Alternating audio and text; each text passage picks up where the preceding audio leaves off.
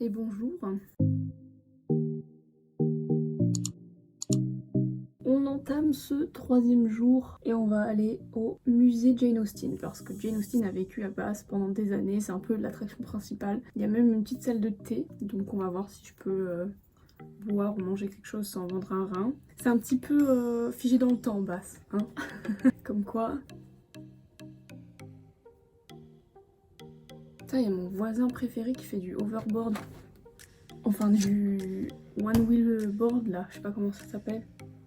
Enfin je dis c'est mon voisin préféré, je lui ai jamais parlé, mais c'est juste un gars qui habite dans mon allée, un vieux monsieur qui est trop stylé, genre il a les cheveux blancs, longs, et il est toujours habillé en noir, un peu gothique, rock'n'roll, avec un bandana et tout, tous les jours. Sa compagne, pareil, tout en noir, elle a les cheveux genre jusqu'aux fesses, et ils sont trop stylés ensemble. Voilà, c'est tout. J'ai toujours eu envie d'aller lui parler un jour, surtout qu'il a un van, je sais qu'il a un van, et que j'adore les vannes, je veux trop en avoir un plus tard. Donc à chaque fois je me dis, vas-y, c'est l'occasion de le rencontrer en parlant d'une passion commune. Mais j'ai pas osé. Mais la semaine n'est pas terminée. Who knows? What can happen? Bref, c'est parti, allons voir Jane. C'est moi Jane.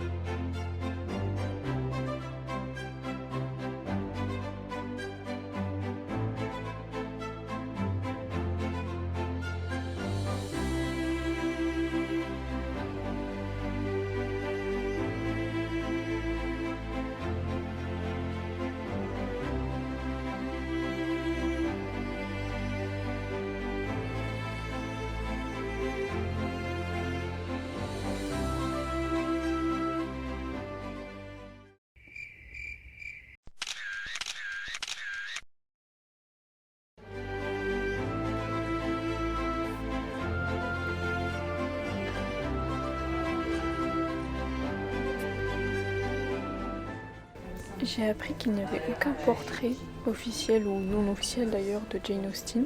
C'est pour ça qu'il y a écrit Probably Jane Austen. Celui-ci est un portrait fait à partir d'informations qu'on avait sur son physique, mais qui est clairement idéalisé selon les normes de l'époque, donc grands yeux et petites épaules. Celui-ci, c'est sa sœur Cassandra qui l'a fait, mais il est inachevé parce que leur mère a trouvé ça tellement hideux, et non ressemblant d'ailleurs, qu'elle a demandé à sa fille d'arrêter de le faire. Hello girl. Je sais pas combien de films il y a eu en fait de Pride and Prejudice, Orgueil et Préjugés. Et regardez, c'est Colin Firth qui s'est carrément fait un portrait de Monsieur Darcy.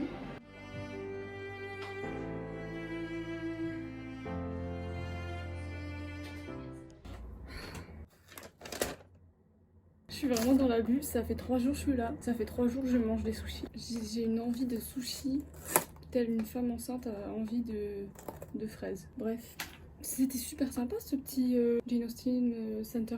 Je recommande à 100%. C'est petit, c'est assez rapide, mais le staff qui est déguisé, il y en a au moins 5 à l'intérieur de déguisés, ils sont tous super sympas, ils parlent à l'ancienne et tout. Donc tu as l'histoire rapide de Jane Austen.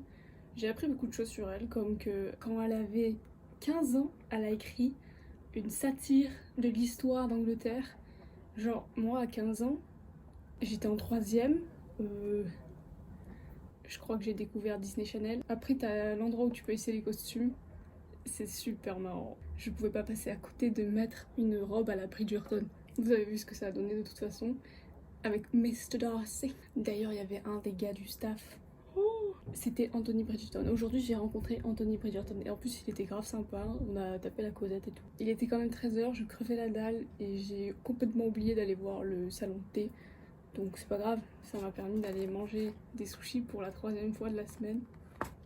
Par contre, j'ai vu au musée Jane Austen une affiche qui expliquait, qui donnait la signification de la position, forme de l'éventail d'une demoiselle pour délivrer un message. Je crois pas que ce soit vrai, clairement pas. Mais je trouve ça super drôle donc je vais le refaire. Je n'ai pas d'éventail, deuxième information. Donc je vais en faire un à l'arrache. Recycle bitch.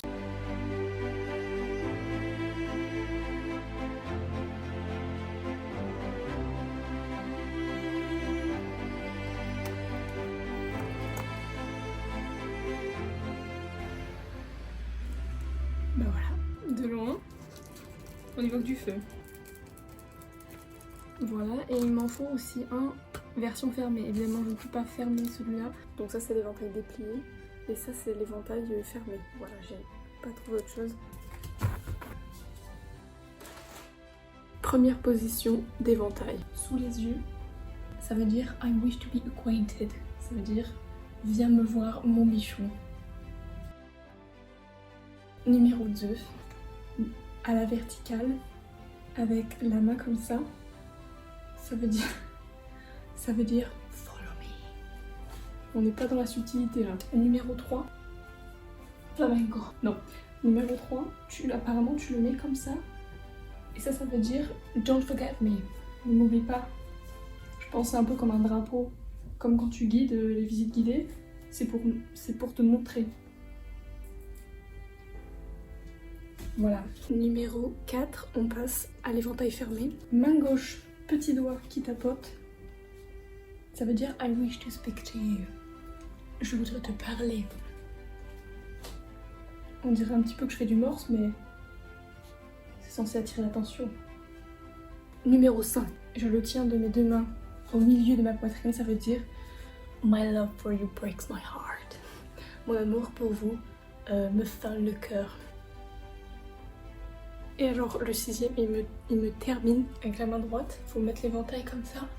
Et ça veut dire apparemment You have changed. Genre t'as changé bro. Ah non mais t'as trop changé en fait. Ressortez ces meilleures parades pour choper votre crush.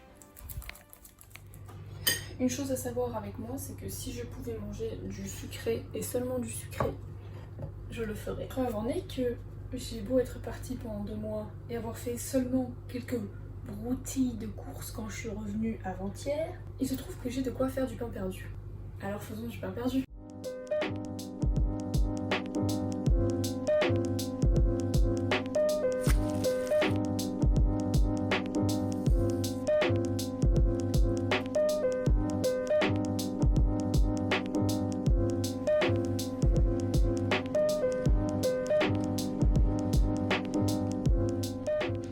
Le pain perdu à la golden hour. Ça avec du sirop d'érable encore plus haut.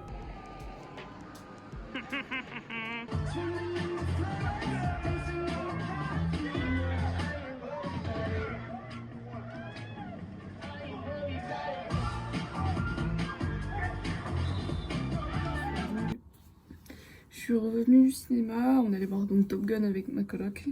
Et écoutez, je ne pensais pas autant apprécier un film où finalement c'est 45% du temps des avions qui volent quoi. C'est américain mais sur tellement de niveaux, ça en est devenu risible. C'est que c'est cliché mais ça en devient presque cringe. Mais ça reste un plaisir parce que bon, faut juste se laisser prendre au jeu. Je pensais qu'on verrait beaucoup plus Miles Teller. Parce que moi c'était quand même pour ça à la base que j'étais allée voir parce que j'aime bien cet acteur, mais en fait il est pas vraiment là, c'est vraiment Tom Cruise. Bon c'est un peu dommage mais c'est pas grave, c'était quand même marrant de voir le Tommy. Le gars il se crache d'un avion Rafale dans la neige, 5 minutes après il court. Franchement c'est génial, je sais pas ce qu'il bouffe. En fait je pense qu'il y a beaucoup de références que j'ai pas eues parce que je ne sais même pas si j'ai vu le 1 en fait, enfin le original. Mais clairement c'était avec des références. Et sa girlfriend qui devait l'être aussi dans le Top Gun 1, Penny, dès qu'on la voyait, mais c'était une pub quoi la meuf. Elle était parfaite et à chaque fois qu'ils avaient des moments ensemble, c'était souvent avec des petits slow motion, du flou, netteté sur les visages, la petite musique dramatique, enfin c'était une pub de parfum des années 80 non-stop quoi. Et à la fin quand ils réussissent la mission, ce n'est même pas un spoil hein, je veux dire, c'est évidemment qu'ils réussissent la mission. C'est Là vraiment j'ai failli éclater de rire parce que ils atterrissent et là il y a tous les petits messieurs avec leurs casques qui sont là ouais. Et j'étais là mais j'avais l'impression que c'était des mignons qui allaient applaudir gros. J'étais morte de rire. Et puis après évidemment t'as tous les vieux là qui étaient là. Vous savez ce petit hochement de tête c'est celui-là, c'est ça. Mort de rire. Bref, moi j'ai passé un bon moment. C'est la fin de ce 3e jour. Bisous, à demain.